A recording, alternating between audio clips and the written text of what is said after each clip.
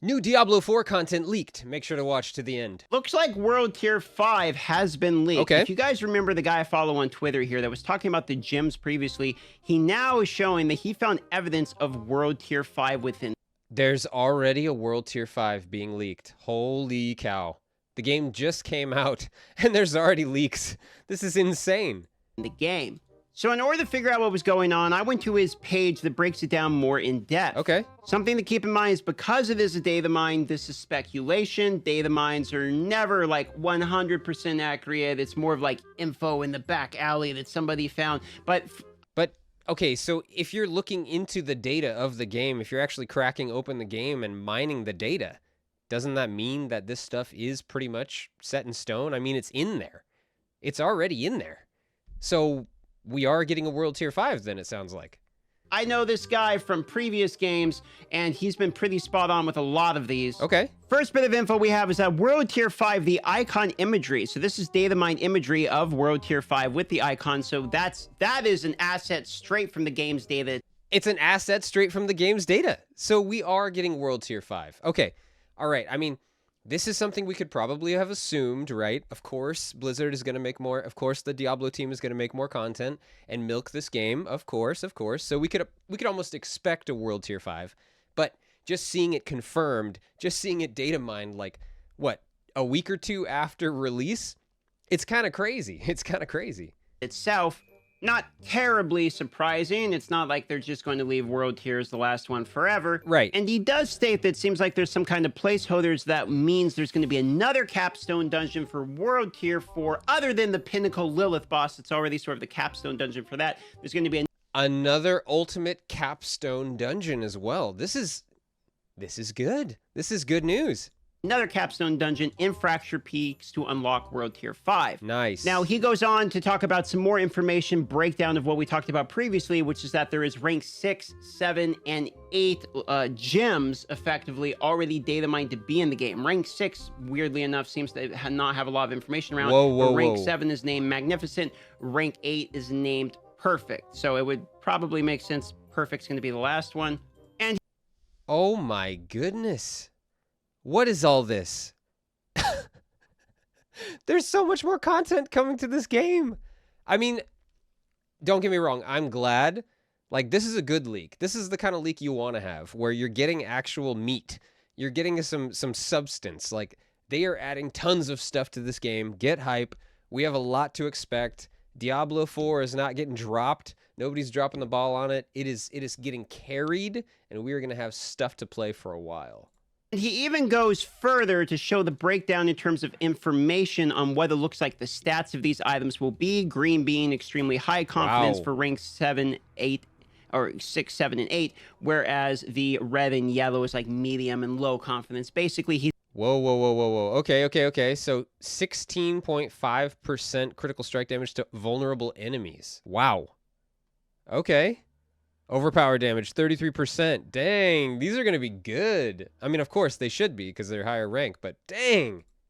He's grading himself on what he believes is his ability to accurately predict this, but it looks like it's a sort of linear progression. So 27% to 30 to 33, for instance, on the overpower damage, or maximum life 45 to 5, or 4.5 to 5% to 5.5. So effectively, these are upgrades. They don't look like hilariously massive upgrades. Hey, we'll take anything we can get, okay? We get upgrades. We get more content. We get ways to power up our character for the new content to come. This is good.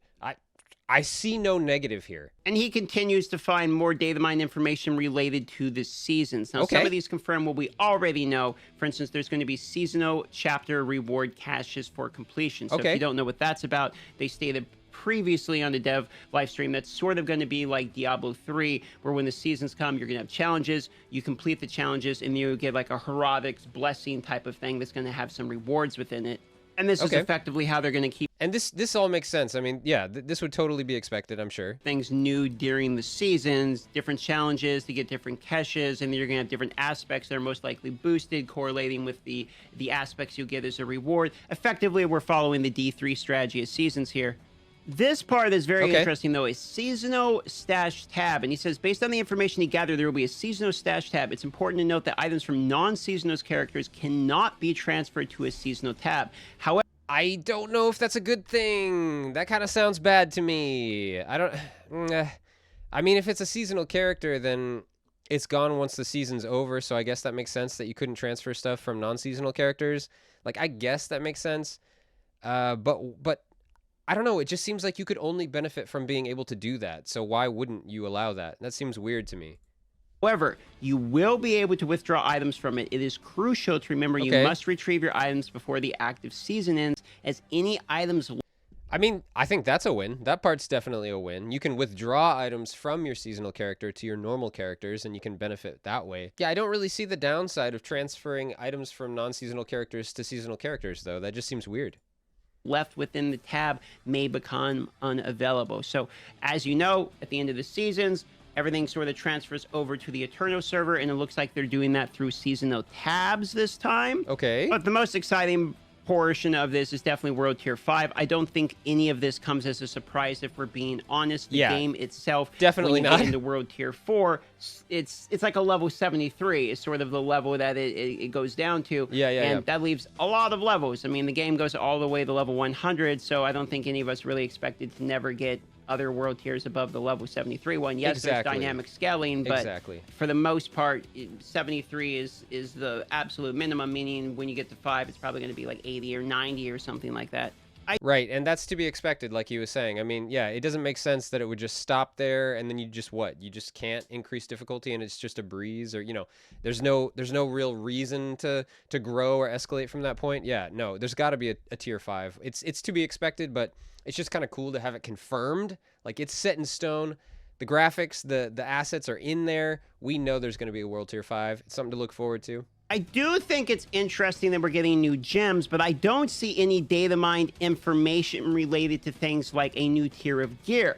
There is a new tier of gear at Sacred for World Tier 3 and a new tier of gear of Ancestral at World Tier 4. So it's... Yeah, that would be kind of disappointing if we weren't going to get more gear. I see what he's getting at here, and yeah, I mean, more gems but not more gear. It just seems strange. I feel like we should definitely get more gear if there's going to be more gems, just to have new combinations and new ways to mix it up. It just makes sense. I don't know. That seems like a lost opportunity if they don't. Is there going to be like a perfect Ancestral or something for World Tier 5? We don't know. This is all speculation once again. It's data mine stuff, so who knows at this point? And he does actually state the data mining for Diablo 4 is more challenging than Immortal, the previous game that he was data mining. And there's tons of people data mining, and there's just a whole bunch of raw data, so that he's not able to get exactly what's happening and be able to predict exactly everything. If you've seen any of his data mine stuff from the previous game, Immortal, he was basically shooting. I call him the second shooter from the grass, because he was sniping the information like months in advance. He knew fishing was coming to Diablo 3 months before it actually did.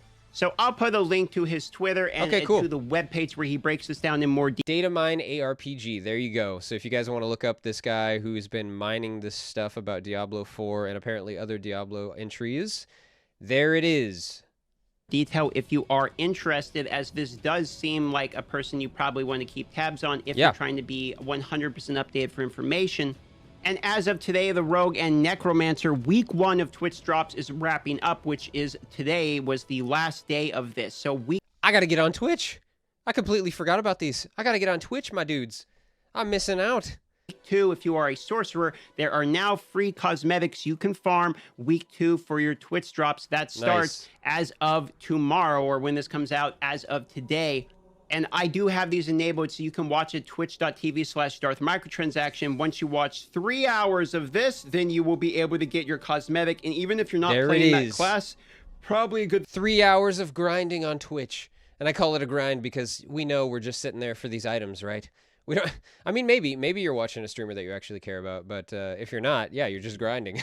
Thing to get them. Obviously, I unlocked the Rogue and Necromancer one. I'll unlock the Sorcerer one. It will go in your wardrobe. If you ever make those classes, you will have that cosmetic permanently for yourself in the future. Okay, so he's got about 3 minutes of video there that aren't anything to do with the leaks anymore. So it was about that first 5 minutes of the video that was the leaks. So we're pretty much done. That's pretty exciting. I'm actually really excited about those leaks. So we get new gems. We get definitely a World Tier 5. Not confirmed if there's going to be more gear with those gems. I'm definitely hoping so, because otherwise it seems like a missed opportunity to me. Another thing that was kind of weird is that we can't transfer items from a normal character to a seasonal character, but you can transfer items from a seasonal to a normal, so I guess that's okay. I don't know. That also seems like a lost opportunity. Why couldn't you just transfer items from a normal character to a seasonal? I don't know. Maybe it would just make the seasonal characters too broken, and then you're just way ahead of other seasonals. I don't know. Maybe that's why, but anyway, it's really interesting, this stuff. It's really exciting. It definitely shows that Blizzard and the Diablo team are not, dropping the ball on this game. They're not leaving us high and dry. They're giving us more content. There's more stuff to look forward to. This is all really positive. I'm really excited about the future of Diablo 4.